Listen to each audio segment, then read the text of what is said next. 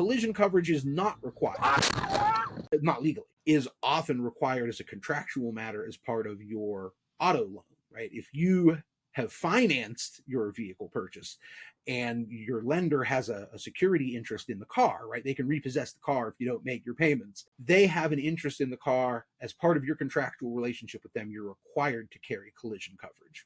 And collision coverage covers damage to your vehicle up to such point as, when it reaches the blue book value of the vehicle, or whatever what they call totaling it, right? When your car is totaled, that means the damage to the vehicle to repair it is worth more than the value of the car. And when that happens, they say, oh, it's a total loss. That's where the phrase total comes from. And when it's a total loss, what you'll get at the end of the day is a check for the value of your car.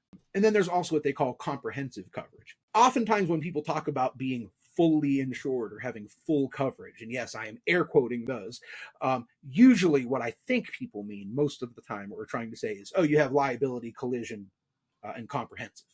Comprehensive coverage covers damage to the vehicle from things other than auto accidents while it's moving. If you hit a deer, that's usually under your comprehensive coverage. If there's a theft, that's under your comprehensive coverage. If there's a hailstorm or a tornado, if a tree branch falls on your car, your collision coverage doesn't cover that. But if you have comprehensive, your comprehensive coverage might cover that. And those three things together, covering your property damage, both from accidents and other types of events, and your liability to other people, those are kind of the three basic prongs. But knowing that you have all three coverages is not enough to know that you're sufficiently insured, that you have good insurance, right? One, insurance limits mean everything. We talked about the $15,000 state minimum coverage. Well, that's not going to do a whole lot to save your house if you have a really bad accident. The whole point of that liability insurance is to be able to compensate other people and to protect your own personal assets. Now, if you don't have any personal assets to protect them, that state minimum coverage may well be doing you just fine.